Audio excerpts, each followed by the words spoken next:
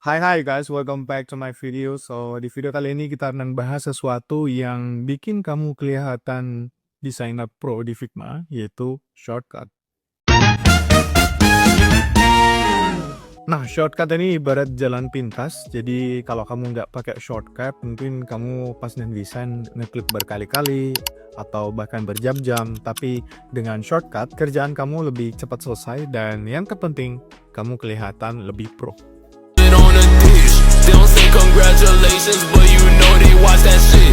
Nah, di sini aku akan bahas 6 bagian shortcut yang penting kamu hafal di Figma. So, tanpa berlama-lama, langsung aja kita yang ke pertama. Kita mau bahas yang pertama, yaitu elemen dasar. Nah, di elemen dasar ini ada beberapa shortcut yang sangat penting ya. Yang pertama yaitu F. Nah, seperti yang kalian tahu di videoku sebelumnya, shortcut F itu untuk bikin frame. Dan untuk bikin frame pun kalian kalau pencet F, kalian bisa pilih preset yang Figma sediakan di sebelah kanan ini, atau kalian bisa custom frame kalian sendiri. Nah, untuk custom tinggal gampang, tinggal kalian drag aja kayak gini. Dan ya, atau kalian bisa pilih dari preset dari Figma. Nah, kita contoh sekarang kita mau pilih dari preset Figma aja untuk MacBook Pro 14. Nah, selanjutnya sebenarnya ada R untuk klik rectangle dan O untuk ellipse atau lingkarannya. Tapi aku jarang banget pakai R dan O ini karena biasanya aku cukup pakai frame. Nah, jadi frame di dalam frame. Nah, kalau misalnya bikin bulat ya gampang. Ya tinggal mainin aja corner radiusnya di sini. Saya kalau untuk bulat ya corner radiusnya kan harus maksimal kan. Jadi aku masukin 99 atau 1000 maybe. Ya 1000 atau gitu udah cukup sih. Tapi kalau kalian misalnya mau pakai ya rectangle atau ellipse juga gampang. Kalau kalian pengen pakai rectangle, kalian pencet R. Nah, ini bisa juga kalian custom size-nya. Dan untuk ellipse-nya atau lingkaran juga sama. Nah, kalau kalian mau size-nya banding 1:1, kalian gampang, misalnya kalian pencet R. Nah, ini juga berlaku untuk frame juga ya. Nah, kalian tinggal drag dan kalian pencet shift dan itu bakalan 1:1. Nah, itu sama juga dengan ellipse ya. Kalian kalau pas ngedrag kalian tekan shift, nah itu akan 1:1. Tapi kalau ya kalian mau free ya nggak usah ditekan shift. Nah, selanjutnya yaitu untuk teksnya. Nah, untuk teks itu shortcutnya adalah T. Nah, dengan T ini kamu bisa langsung nambahin teks untuk misalnya bikin heading, label, atau deskripsi, apapun yang berbentuk teks di frame atau desain kalian. Nah, kita ambil contoh misalnya shortcut. Alright. Oke. Dan selanjutnya adalah L. Nah, L itu untuk bikin line atau garis. Nah, misalnya kalian di teks ini kalian mau bikin garis, misalnya di sini ya, kalian tinggal drag aja garisnya. Nah, kalau kalian miring-miring seperti ini garisnya, ya sama seperti kalian kalau rectangle tadi, frame dan ellipse, kalian pas kalian pencet L, kalian tekan shift. Nah, itu tuh untuk bikin garis yang lurus ya, teman-teman. Misalnya kayak gini atau ke atas atau ya samping. Nah, ini tuh pokoknya nggak melenceng gitu lah. Oke. Itu dia. Nah, selanjutnya adalah auto layout. Nah, auto layout ini gunanya untuk merapikan tombol konsisten. Nah, shortcutnya adalah Shift plus A. Nah, kalau misalnya aku mau bikin line dan ini sekarang nggak konsisten nih, dia di bawah kan. Ya, kalau kita mau supaya dia konsisten, ya kita harus klik ini atau select seperti ini. Atau misalkan bisa klik ini dan shift ini, habis itu baru dia pencet Shift A. Nah, itu bakal jadi auto layout. Nah, auto layout di sini baru kalian bisa atur misalnya 16 space-nya. Nah, tapi kan bisa aja sebenarnya kalau nggak auto layout. No, ini kalau seperti ini memang bisa. Tapi kalau misalnya kalian mau tambahin lagi, itu bakal ya kalian nggak perlu drag and drop lagi ngukur sesuai manual. Nah, dengan sini itu otomatis akan jaraknya 16. Nah, itulah kegunaan dari auto layout dan shortcutnya adalah Shift A. Nah, kalau kalian misalnya mau tahu lebih lanjut tentang auto layout, karena auto layout ini cukup luas jangkauannya, nanti aku bakal bikin video terpisah yang bahas khususnya untuk auto layout. Yang kedua yaitu untuk navigasi kanvas. Oke, I know navigasi kanvas itu a lot easier if you using a trackpad. Tapi kalau pakai mouse itu beda cerita lagi. Nah, salah satu shortcutnya yang pertama yaitu space plus drag ya, drag plus mouse kalian. Ini literally ya cuma mau geser-geser aja, mau lihat desain kalian misalnya.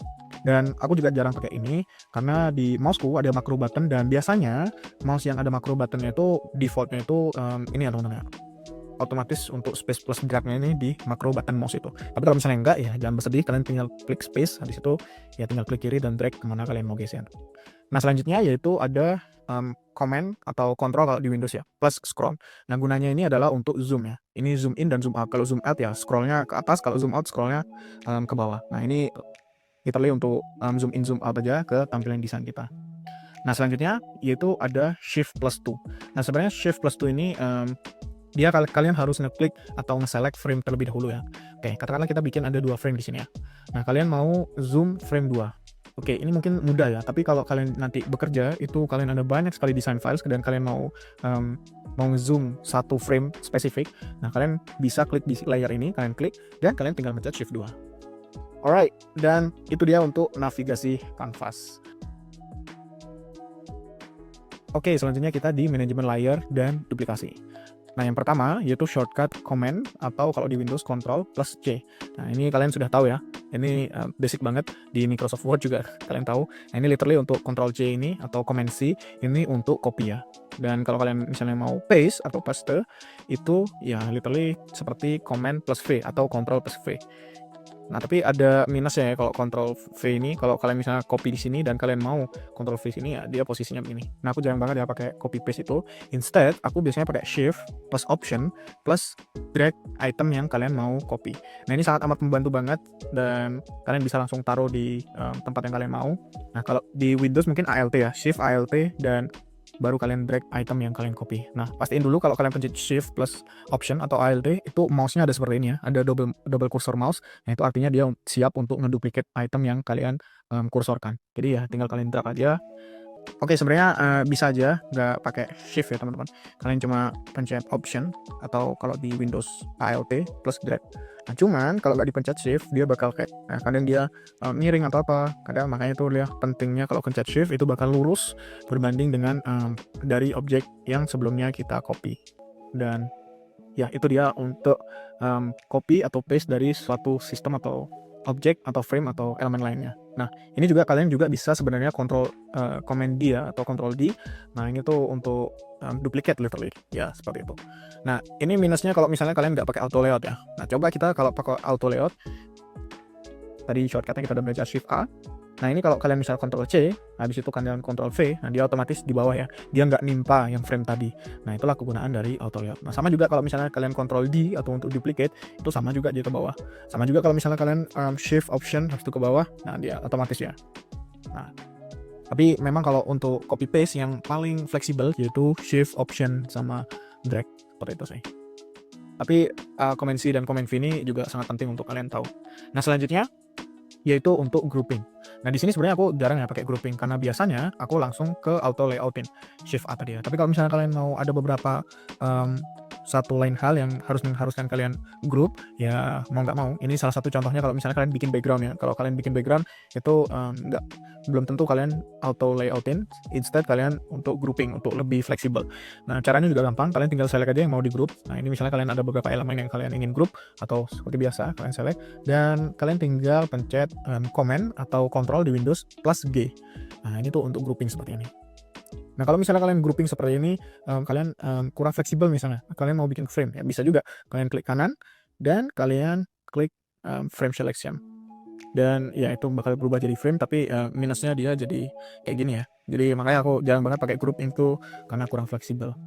Nah, gimana untuk ungroup? Nah, kalau ungroup, kalian tinggal pencet tambahan Shift doang. Jadi kalau tadi kalian kalau untuk ngegroup itu Command atau Control di Windows plus G. Nah, kalau ungroup itu literally Command atau Control di Windows plus Shift plus G. Nah, kalian group ini dan boom, udah bisa lagi. Dan itu dia. Dan oke, selanjutnya itu untuk atur layarnya ke depan atau ke belakang. Ya, kalian misalnya sekarang mungkin belum terlalu kerasa ya karena layar kita elemennya cuma dikit ya. Tapi nanti kalau kalian di misalnya udah banyak layar, nah baru kerasa. Nah, untuk bawa layar ke depan atau yang paling atas itu pencet Command atau Control di Windows plus ini ya. Apa sih namanya itu? Ya pokoknya itu ya, bawah ya. Itu kayak bracket gitu, tapi bukan bracket. Dan kalau kalian mau bawa ke paling belakang, yaitu kebalikannya. Selanjutnya sekarang untuk teks. Nah, yang teks ini sama seperti kalau kalian mau edit di Microsoft Word ya. Jadi kalau kalian untuk bold atau tebalin, kalian pencet Command atau Windows B, ya ini sama. Kalau kalian mau italic juga sama, Command plus I, Command atau Control plus I. Dan kalau untuk ada garis bawah, yaitu Command atau Control U untuk underline. Misalnya kadang hanya bisa di setting di sebelah kanan. Oke, itu tadi untuk manajemen layer dan duplikasi. Sekarang adalah untuk X dan align. Nah, sekarang yaitu untuk align. Misalnya kalian mau pindah ke sini tapi sedikit aja. Nah, itu caranya gampang. Kalian tinggal pencet arrow. Kalau kalian misalnya mau pindah atas ya kalian pencet arrow atas. Nah, ini kalian kalau kayak gini nggak kelihatan ya, tapi ini sebenarnya berpindah. Kalau kalian lihat di sebelah kanan di Y-nya ini, nah itu berpindah 1 pixel ya. Dan ya itulah kalau kalian mau misalnya mau geser tapi sedikit aja, kalian bisa pakai arrow key kanan kiri atas bawah. Oke, selanjutnya untuk export, ini kalian klik command atau di Windows itu control plus shift plus E. Nah, nanti munculnya seperti ini ya. Cuman untuk menampilkan seperti ini, kalian harus klik terlebih dahulu plus di export ini teman-teman. Dan pastikan kalian udah setting sesuai yang kalian mau. Jadi ya nanti itu kalian tinggal pencet command shift plus E. Nah, itu langsung ada pilihan seperti ini ya. Nah, kalau kalian nggak pencet plus di bagian export di bawah kanan, nah nanti itu akan bakal seperti ini ya. Dia kayak nggak bisa ngebaca yang mana mau diekspor. Tapi kalau kalian sudah klik plus, itu artinya dia sudah siap untuk diekspor. Dan ya kalian udah siap untuk diekspor. Nah, gunanya ini sebenarnya kalau misalnya desain filesnya banyak ya. Kalau desain filesnya banyak baru kerasa ya teman-teman. Tapi sekarang kan karena kita cuman praktek aja jadi cuman 2 ya nggak tahu kerasa. Nah, selanjutnya yaitu ada command atau control di Windows plus garis miring. Nah, garis miring ini seperti yang kalian lihat di sini, ini membuka action, aku bilangnya action tab ya. Nah, di action ini kalian bisa ya klik plugin, kalian sebenarnya bisa juga kalian klik kanan lalu kalian klik plugin dan manage plugin. Nah, dia akan kebuka seperti ini, tapi ya supaya lebih pro dan lebih cepat kalian bisa klik command plus garis miring. Dan ya kalian bisa jalankan plugin atau widget kalian atau aset kalian sesuai yang kalian mau. Oke, selanjutnya yaitu ada undo dan redo. Ya, I know this is basic sekali ya. Kalian kalau nggak tahu parah sih. Nah, di sini kalau misalnya kalian ubah begini untuk balik lagi ke sebelumnya itu sama, yaitu seperti editor-editor lainnya yaitu command atau control di Windows plus Z. Nah, cuman bedanya di sini kalau kalian redo teman-teman. Kalau redo kadang ada editor yang pakai command Y ya, atau control Y ya. Kalau di Microsoft Word itu biasanya control Y atau command Y, tapi kalau di Figma dia kalian command plus shift plus Z lagi. Nah, oke, anggap aja gini, kita command Z untuk undo, tapi kalau mau redo command plus shift plus Z. Jadi gitu ya teman-teman. Alright, itu dia shortcut Figma yang harus kamu hafal. Nah, dengan kamu hafal shortcut ini, workflow kamu jadi lebih cepat dan yang terpenting, kamu kelihatan jadi lebih pro. Nah, kalau ada shortcut favorit kalian yang ketinggalan aku sebutin, jangan lupa komen di bawah. Atau mungkin kamu ada ide lain untuk bikin video, jangan lupa DM aku di Instagram atau social media. Lupa juga like, share, and subscribe. And I'm Joseph. See you in the next video. Bye!